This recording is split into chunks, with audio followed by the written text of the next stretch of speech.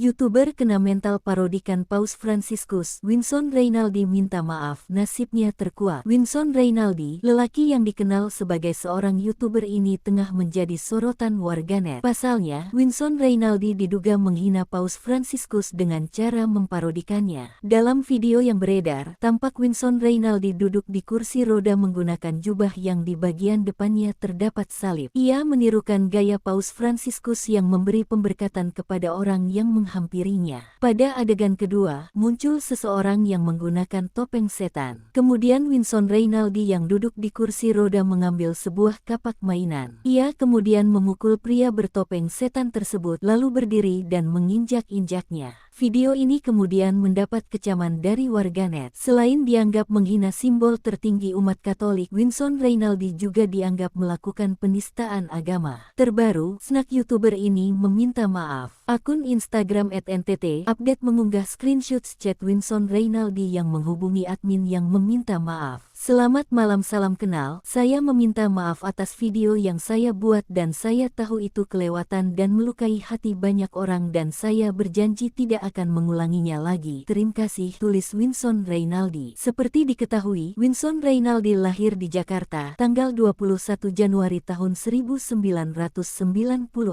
Nama Winston Reynaldi mulai mencuat setelah dirinya sempat menantang duel YouTuber Atta Halilintar. Sahabat Reza Arab itu juga pernah bertarung melawan YouTuber Eriko Lim di ring MMA. Selain itu, Winston Reynaldi juga pernah menantang duel tinju dengan putra Ahmad Dhani, El Rumi.